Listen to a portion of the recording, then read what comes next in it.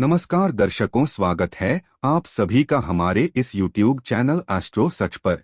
आज दोस्तों हम आपको जीवन की एक ऐसी सच्चाई के बारे में बताने जा रहे हैं जो अक्सर आपको कोई भी नहीं बताता है। ब्रह्मा जी अपने ही पुत्री के साथ क्यों की संभोग, इसके पीछे क्या कारण है।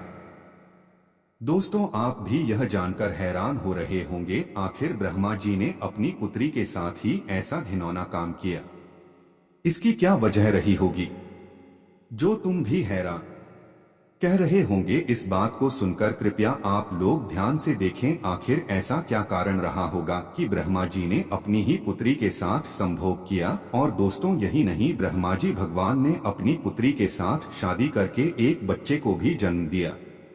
दोस्तों कई लोग यह भी बोलते हैं कि जब भी कोई व्यक्ति ब्रह्मा जी और सरस्वती के बारे में जानकारी जुटाता है तो गलती से भी अधूरी जानकारी जुटाने से उसके जीवन में परेशानियां आ जाती हैं। दोस्तों हो सके तो पूरी जानकारी देखना ताकि आपके जीवन में कोई परेशानी ना आए। आज हम ब्रह्मा जी से संबंधित 4 बिंदु पर बात करने वाले हैं जो कि आप भी जानने का कोशिश कर रहे हो। पॉइंट नंबर 1, ब्रह्मा जी और सरस्वती देवी के बीच क्या संबंध है।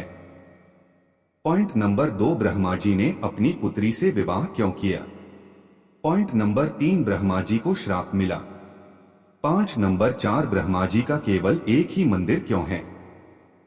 दोस्तों जो भी व्यक्ति अच्छे तरीके से पूजा करता है उसे मैं स्वीकार करता हूं, उसकी हर मनोकामना को मैं पूरा करता हूं। वीडियो में आगे बढ़ने से पहले अभी ही वीडियो को लाइक कर और नीचे कमेंट बॉक्स में लिख दो सच्चे दिल से जय जय बजरंगबली। दोस्तों ब्रह्मा और उनकी पुत्री सरस्वती के संबंधों को लेकर कुछ पुराने हिंदू पौराणिक कथाओं में विवादित बयान भी हैं। कुछ कथाएं कहती हैं कि ब्रह्मा जी ने आदिकाल में अपनी पुत्री सरस्वती को देखकर उसकी रूपांतरण शक्ति को महसूस किया था और इसलिए वे उसके पास आए। आपको बता दें कि आज से कुछ साल पहले अलग अलग सोशल मीडिया पर यह पोस्ट बहुत वायरल हुआ था, जिसमें बताया गया था कि ब्रह्मा जी ने अपनी ही बेटी सरस्वती से शादी की थी। दोस्तों पहले आपको बता दें कि ब्रह्मा और सरस्वती की कहानी उस समय शुरू होती है जब सृष्टि की रचना हो रही थी।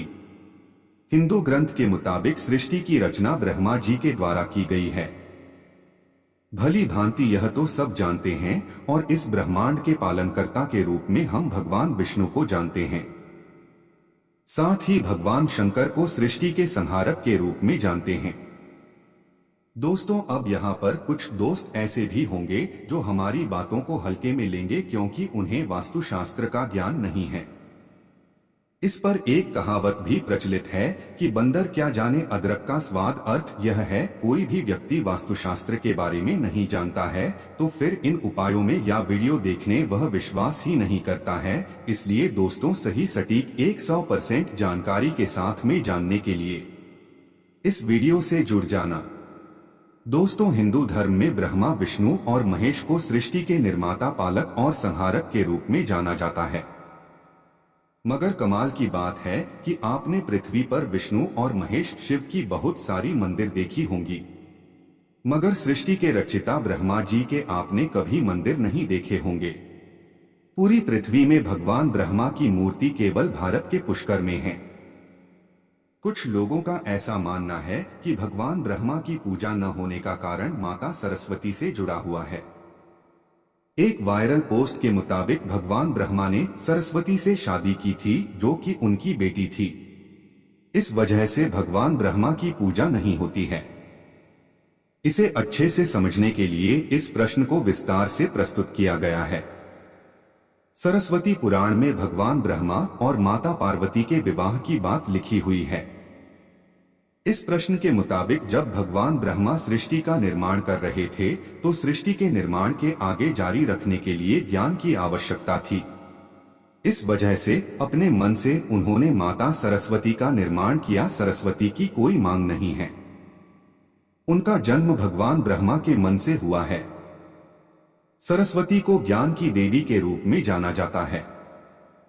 भगवान ब्रह्मा ने सरस्वती के साथ साथ सृष्टि का निर्माण किया और सृष्टि के अलग अलग जीव जंतु, पहाड़, जंगल, नदी आदि का निर्माण किया। इस निर्माण प्रक्रिया के दौरान भगवान ब्रह्मा माता सरस्वती के रूप से आकर्षित हो गए। माता सरस्वती ज्ञान की देवी होने के साथ साथ रूप में भी बहुत सुंदर थी, मगर सरस्वती का जन्म ब्रह्मा से हुआ है। इस वजह से जब भगवान ब्रह्मा सरस्वती की तरफ मोहित हो गए तब देवलोक में उनकी बहुत निंदा हुई। हालांकि इन सब के बावजूद ब्रह्मा ने सरस्वती से विवाह किया और लगभग 100 साल तक पृथ्वी पर जंगल में निवास किया। दोस्तों, आपके पास अभी जितने भी काम है उनको साइड में रख दीजिए, ध्यानपूर्वक जो आपको बताया जा रहा है उसे देखिए और सुनिए। दोस्तों, पृथ्वी पर सरस्वती के साथ ब्रह्मा जब निवास कर रहे थे तब उन दोनों के जरिए मनु नाम के पुत्र का जन्म हुआ। आगे चलकर मनु की संतानें ही मनुष्य जाति के पनपने का कारण बनी। भगवान ब्रह्मा के इस व्यवहार के कारण देवलोक में यह निश्चय किया गया कि भगवान ब्रह्मा की पूजा नहीं की जाएगी, क्योंकि दिया सरस्वती ब्रह्मा जी कुशा। हिंदू धर्म की कथाओं की माने तो अपनी ही बेटी से शादी करने के कारण भगवान ब्रह्मा की सभी देवताओं ने बहुत आलोचना की और ब्रह्मा को उनके किए की सजा देने के लिए सभी देवता मिलकर भगवान शिव के पास गए और ब्रह्मा को सजा देने के लिए कहा। भगवान शिव सभी देवताओं की बात सुनकर बहुत क्रोधित हुए, इसलिए शिव ने ब्रह्मा के 5वें सिर को उनके धड़ से अलग कर दिया। दूसरी कथा की माने तो भगवान ब्रह्मा का 5वां सिर हमेशा बुरी बातों से भरा रहता था, इसलिए शिव ने ऐसे सिर को खत्म करना ही उचित समझा। दोस्तों, इसीलिए सेठ सेठानी की कई चीजों को और कई बातों को अनदेखा करता था। वह सेठ इसलिए अनदेखा करता था ताकि पति पत्नी में वह प्रेम और व्यवहार बना रहे। एक दिन की बात है दोस्तों, राजा और रानी अपनी छत के ऊपर खड़े होकर अपने नगर का नजारा देख रहे थे और वह राजा और रानी देखते हैं कि उनके पूरे राज्य में अंधेरा था, लेकिन सिर्फ एक सेठ और सेठानी का ही गांव का घर था जहां दीपक जल रहा था। दोस्तों, तब राजा रानी से बोलता है कि देखो सेठ और सेठानी में कितना प्रेम है। सभी के घरों का दीपक बुझ गया है, लेकिन सेठ और सेठानी के घर का दीपक अभी भी चल रहा है। इसका मतलब यह है कि सेठ और सेठानी में बहुत ही ज्यादा प्रेम है। तब रानी अपनी राजा से बोलती है कि महाराज, सेठ और सेठानी में जो भी प्रेम है वह सेठानी समझदार है, इसलिए सेठ के घर में प्रेम है। दोस्तों, जब राजा रानी की बात सुनता है तब राजा बोलता है कि नहीं महारानी, यहाँ पर सेठ ज्यादा समझदार है, इसलिए उनके घर में कभी भी लड़ाई झगड़ा नहीं होती है। दोस्तों, रानी बोलती है कि सेठानी समझदार है, राजा बोलते हैं कि नहीं सेठ समझदार है। दोस्तों, सेठ और सेठानी की बात को लेकर राजा और रानी में बहस होने लगा। तब राजा बोलता है कि हमें बहस करने की जरूरत नहीं है, क्यों ना हम दोनों का एक परीक्षा में जो पास होगा वही समझदार होगा। राजा और रानी अपने बात से सहमत हो गए और उन दोनों की परीक्षा लेने के लिए तैयार हो जाती है। दोस्तों, तब राजा अपने महल में जाता है और अपनी दासी को बुलाता है और वह दासी से बोलता है, उस सेठ के पास जाओ और जो प्रश्न में तुमसे बोल रहा हूँ वह तुम सेठ को बोलना। भड़ासी बोलती है, ठीक है महाराज। मद्रासी राजा की बात सुनकर सेठ के पास जाती है। उसी समय ही सेठ की पत्नी बाजार गई थी कुछ सामान लेने के लिए। दोस्तों, तो वह राजा की दासी सेठ से बोलती है कि सेठ जी, मैं राजमहल से आया हो, राजा साहब ने मुझे भेजा है। दोस्तों, वह सेठ उस दासी को बोलता है कि बताइए मैं आपकी क्या सेवा कर सकता हूँ। आप बैठिए, मैं आपके लिए पानी लेकर आता हो। तब दासी सेठ से बोलता है कि नहीं सेठ जी, मैं राजा की दासी हो, बस आपके पास राजा के समाचार लेकर आया हूँ। दोस्तों, तब वह सेठ बोलता है कि ठीक है दासी, आप मुझे बताइए राजा साहब ने क्या समाचार भेजा है मेरे लिए। तो दोस्तों, भड़ासी सेठ से बोलते हैं कि सेठ जी, राजा शाह ने मुझे यह बोला है यदि तुम अपनी पत्नी को छोड़ देते हो तो वह तुम्हें खूब सारे हीरे और जवाहर देंगे, तुम्हें राजमहल में एक अच्छी पोस्ट पर नौकरी भी देंगे। लेकिन सेठ ने राजी नहीं हुई। दूसरी बात, रानी ने राजा से बोला था कि नहीं सेठ समझदार नहीं है, समझदार है। दोस्तों, सेठ और सेठानी के बातों को लेकर राजा और रानी में फिर से कहा सुनी होने लगी। तब रानी राजा से बोलती है कि तुमने सेठ की परीक्षा ली है, मैं भी सेठानी के भी परीक्षा लेना चाहती हूँ और इससे बात क्लियर हो जाएगा सेठ और सेठानी में कौन ज्यादा समझदार है। तो वह राजा रानी को आदेश देता है कि प्रिय तुम भी एक बार सेठानी की परीक्षा ले लो। तब रानी अपनी राजमहल से एक दास को उससे ढाणी के पास भेज दिया और अपने दास से बोलती है कि जो मैं तुम्हें बोल रही हो यह सारी चीज जाकर उससे ढाणी को जाकर के बोलना। तब राजा का दास उसे सेठानी के पास जाता है। इधर से सेठ अपने काम के सिलसिले में कहीं बाहर गया हुआ था, घर पर सेठानी ही अकेली थी। दोस्तों दास मौका देखकर उसे थाने के पास पहुंचता है। सेठानी से बोलता है कि सेठानी जी मैं राजमहल से आया हूँ, मुझे रानी साहिबा ने भेजा है। दोस्तों तब सेठानी बोलती है ठीक है बताइए किस लिए तुम्हें रानी साहिर मेरे पास भेजा है। दोस्तों तब मोहनदास सेठानी से बोलता है कि रानी साहिबा ने बोला है कि यदि तुम अपने पति को छोड़ दोगी तो वह तुम्हें बहुत सारे हीरे जवाहरात देंगे, अगर तुम अपने पति को मार दोगी तो वह तुम्हें अपने राज्य का आधा हिस्सा दे देंगे। दोस्तों दास की बात सुनकर सेठानी तैयार हो जाती है और कहती है ठीक है, यदि रानी साहिबा अपनी राज्य की आधा हिस्सा मुझे देंगी तो मैं अपने पति को मार दूंगी। दोस्तों तब वह राजा का दास उसे थाने से बोलता है कि मुझे कैसे पता चलेगा कि तुमने सेठ जी को मार दिया है। दोस्तों तब से ढाणी उस राजा की लाश दी है कि मेरे घर में जो दीपक जल रहा है वह तुम्हें दिख रहा है। कबीर दास बोला दास दिख रहा है। तब से ढाणी उस राजा की से बोलती है कि जब मैं अपने पति को मार दूंगी तो मैं यह दिया बुझा दूंगी। तो दोस्तों तब राजा का दास सेठानी से बोलता है कि मुझे कैसे पता चलेगा कि तुमने सेठ जी को मार दिया है। दोस्तों तब सेठानी उस राजा की लाश से बोलती है कि मेरे घर में जो दीपक जल रहा है वह तुम्हें दिख रहा है। तब दास बोला दास दिख रहा है। तब सेठानी उस राजा की दास से बोलती है कि जब मैं अपने पति को मार दूंगी तो मैं यह दिया बुझा दूंगी तो तुम्हें पता चल जाएगा कि मैं अपने पति को मार दिया है। अब भड़ास सेठानी की बात सुनकर राजमहल को वापस लौट जाता है और राजा और रानी से ये सारी बात बताता है। सेठानी की बात सुनकर रानी बहुत अचंभित हो जाती है और रानी को स्त्री जाति से नफरत होने लगती है।